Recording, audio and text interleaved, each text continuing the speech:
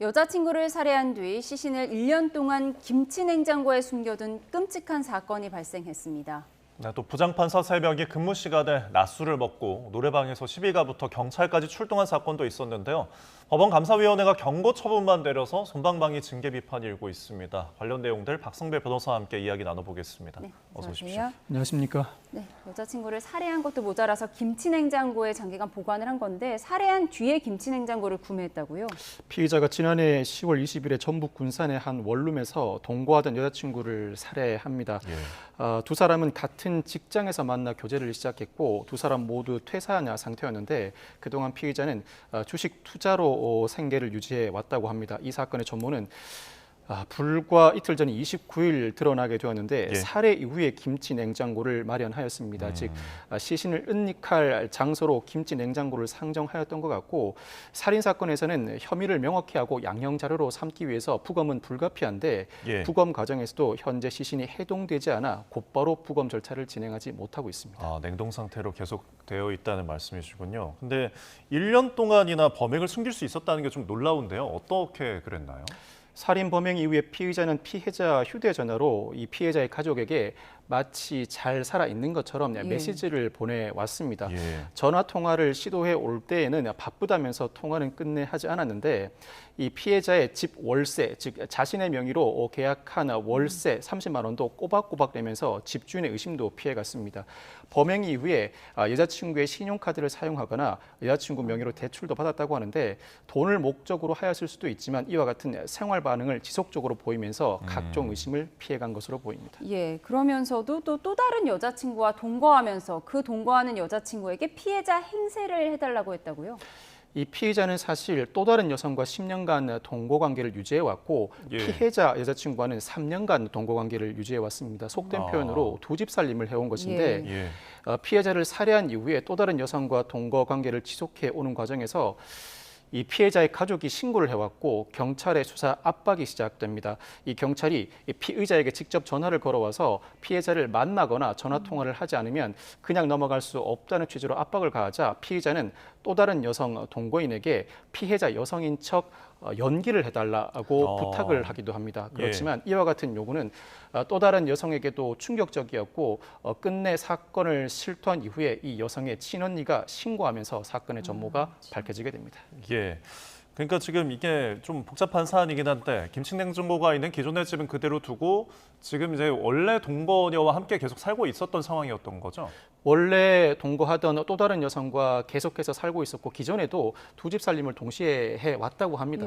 그래서 3년간 동거해왔던 여자친구를 살해한 이후에 역시나 기존에 동거해왔던 또 다른 여성과 그 동거관계를 지속해왔는데 그동안에는 철저하게 범행을 숨기면서 이 또 다른 여성에게도 자신의 범행 사실을 전혀 언급하지 않다가 경찰의 압박에 비로소 실토를 하게 되었습니다. 그런데 도대체 왜 여자친구를 살해한 거죠? 일단 피의자 진술상으로는 피해자로부터 5천만 원을 빌렸는데 주식 투자로 4천만 원을 잃었다고 합니다. 그로 인해 다툼 끝에 격분해서 살해하였다고 주장하고 있는데 이 범행 이후에 피해자의 카드를 사용하거나 피해자 명의로 추가로 5천만 원 대출받은 정황도 나타나고 있습니다.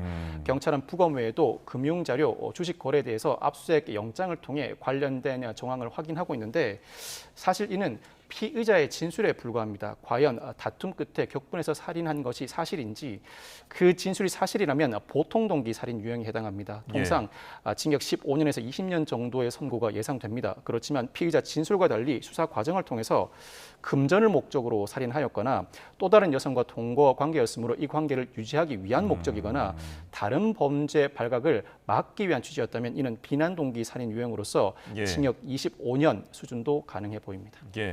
그러니까 이게 지금 뭐 살해, 유기, 그리고 사자의 명의를 도용해서 대출까지 그런 것을 이제 가중을 처벌을 좀 해도 25년일까요? 이 범행의 경우에는 1년간 시신을 은닉해왔고 사회적 충격이 상당할 뿐만 아니라 완전 범죄를 꿈꿔왔던 것 같습니다. 이 범행 이후에도 태연하게 또 다른 여성과 동거관계를 지속해왔고 피해자 유가족에게도 철저하게 범행을 장기간 숨겨온 정황에 비춰보면 양형 가중 사유가 추가된다면 징역 30년 이상도 충분히 예상해 볼 만한 사안입니다. 알겠습니다. 김치 냉장고에 여자친구 시신을 숨긴 사건 짚어봤고요. 다음 주제 살펴보도록 하겠습니다. 제주에서 벌어진 판사들의 대낮 술판 사건인데요. 정확히 어떤 내용인가요?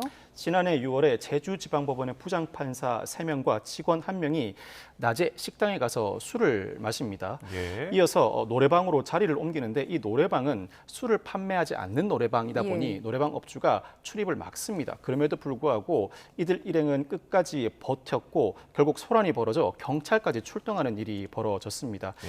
이 쫓겨난 부장판사들 결국 다른 노래방에 가서 술자리를 이어갔는데 사실 이때에는 근무 시간이었습니다. 아. 재판은 없는 날이었습니다만 근무 시간에 술을 마시고 시비가 붙어 경찰까지 출동하는 일이 벌어진 것입니다. 예.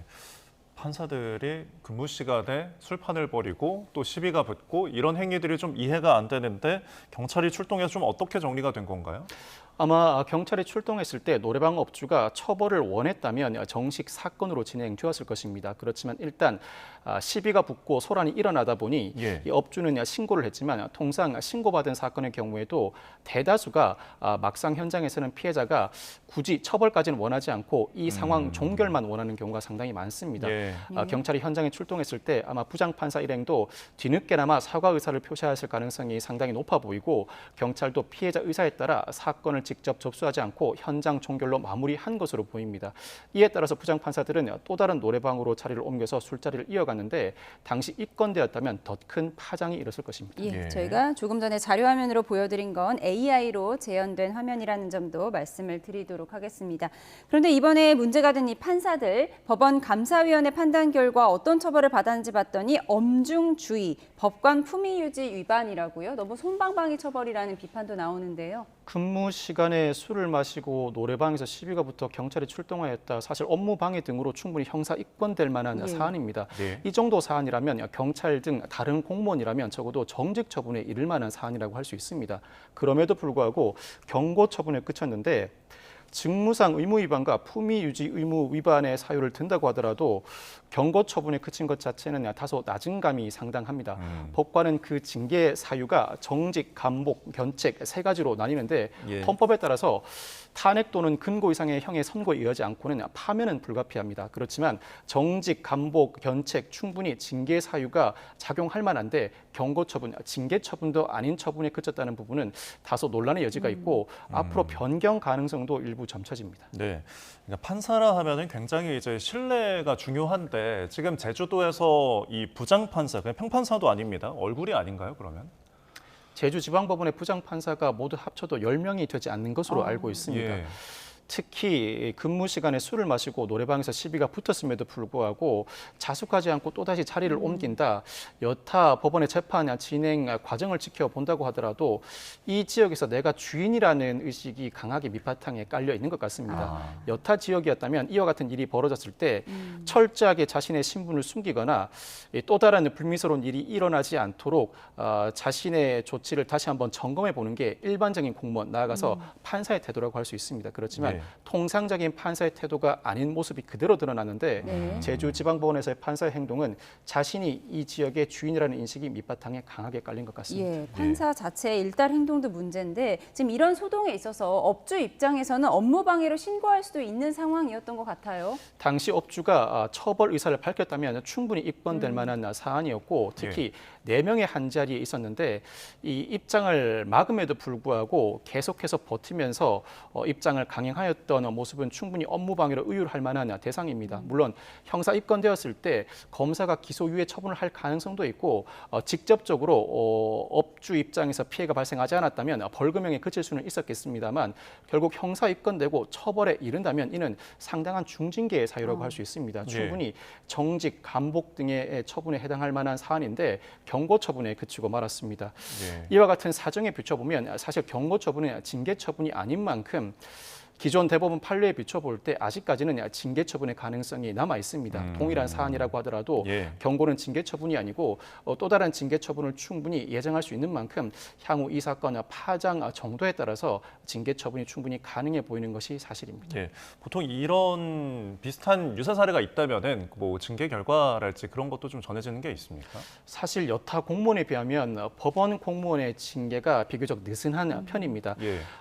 공무원의 수 자체가 적을 뿐만 아니라 유사 사례가 많이 집적되어 있지 않다 보니 일부 예. 불가피한 측면이 있습니다만 동일한 사안이라면 교사, 경찰 공무원의 경우 배제 징계에 해당할 만한 사안임에도 불구하고 감봉, 견책 수준에 그치는 경우가 상당히 많았습니다. 그렇지만 오히려 법관에게는 성직자 수준의 강한 도덕성이 요구되고 예. 이 정도 사안이라면 충분히 여타 사례에 비춰볼 때 감봉 이상의 징계는 충분히 가능해 보입니다. 예, 이번에 문제가 된 부장판사 중 한 명은 뭐 또 다른 의혹도 받고 있다고 합니다. 뭐 변호사에게 회식비를 요구했다는 의혹인데요. 이 부분 정리해 주시죠. 이 의혹이 사실이라면 지금도 이런 일이 벌어지고 있나 다소 충격적입니다. 예. 지난해 6월에 이 사건에 연루된 부장판사 중 한 명이 합의부 재판부와 국선 변호인 회식을 해야 하니 변호사들에게 회식비를 대납해달라는 요구를 했다고 합니다. 이 의혹이 제기되면서 현재 대법원에 진정서가 접수되었고 여러 변호사들이 동시에 같은 요구를 받은 것으로 보이는데 아직까지는 의혹 단계라 사실관계를 확정하기는 어렵습니다. 아마 대법원에서 철저한 의혹 진상 규명이 이루어질 것으로 전망됩니다. 뿐만 아니라 이 부장판사는 지난 3월에 공무집행 방해 혐의로 기소된 피고인들에게 항소심 재판을 진행했는데 이 피고인들이 1심에서 징역 8월에 집행유예 2년을 선고받은 사건이었습니다. 그런데 항소심 첫 재판을 진행하면서 곧바로 변론을 종결하고 바로 1년 8월에 실형을 선고하면서 법정 구속을 단행합니다. 예. 재판 실무례에 비춰보면 다소 이례적인 재판 진행인데 이 사건을 두고는 당시 이 부장판사가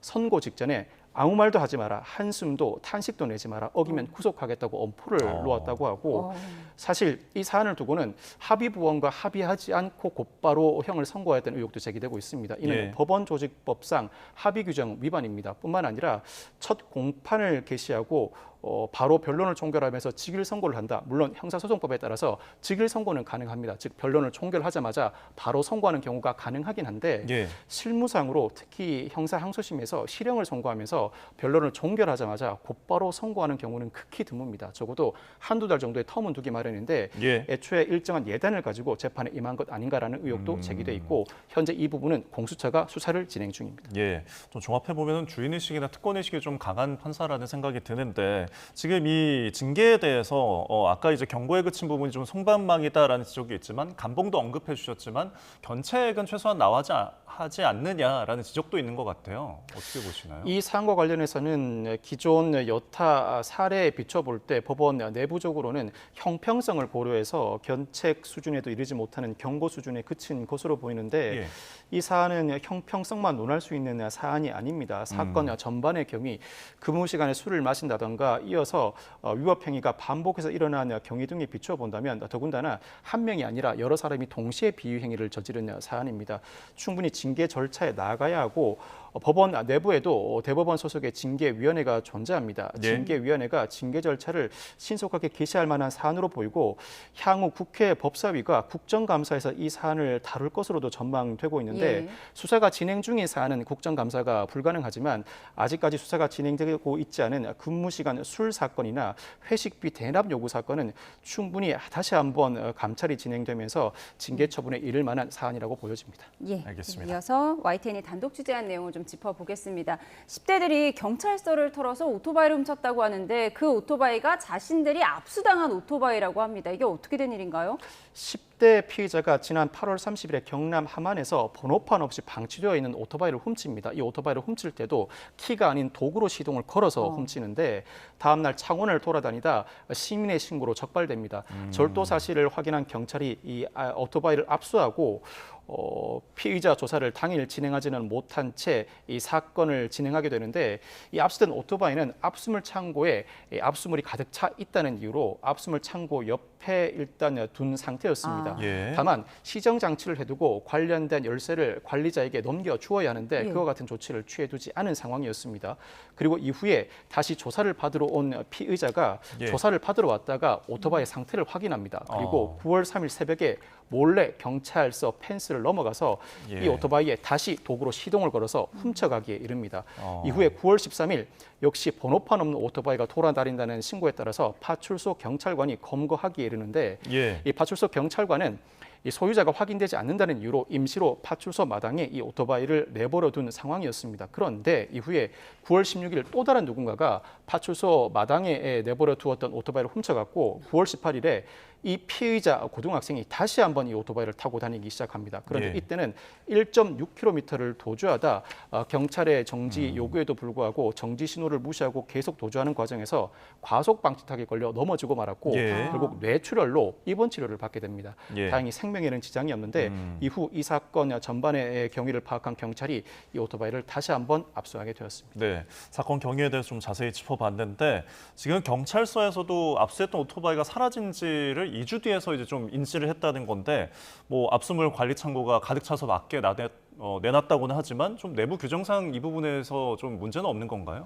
9월 3일에 경찰서를 찾은 피해자가 이 오토바이를 훔쳐갔지만 9월 17일 담당 수사관이 이 사건을 송치하려고 압수물을 찾는 과정에서 비로소 도난 사실을 발견하게 됩니다. 예. 그동안 이 오토바이 압수물을 방치해 두었다는 취지인데 통상적인 사건이었으면 이 압수한 오토바이를 피해자에게 환부하는 절차를 밟기 위해서 예. 피해자에게 연락하고 압수물을 확인하는 과정을 밟기 마련입니다. 그런데 번호판 없이 방치돼 있던 오토바이이다 보니 피해자 환부 절차도 진행되지 않았던 것으로 보이고 그로 인해서 압수물을 그대로 방치해 두었던 것으로 보이는데 그렇다고 하더라도 기본적으로 압수물 창고에 이 압수물을 넣어두지 못한다면 관련된 시정 장치는 충분히 취해 두어야 합니다. 형사소송법에 따르면 상실 방지를 위해서 상당한 조치를 취해 두어야 한다는 규정이 엄연히 존재하고 내부 지침에 따르면 시건 장치를 하고 열쇠는 담당자에게 건네주는 절차를 밟아야 합니다. 이와 같은 예. 절차를 밟지 않았다가 이 고등학생인 피의자가 다시 한번 오토바이를 훔치는 상황을 사건 송치 시까지 인지하지 못했다는 부분은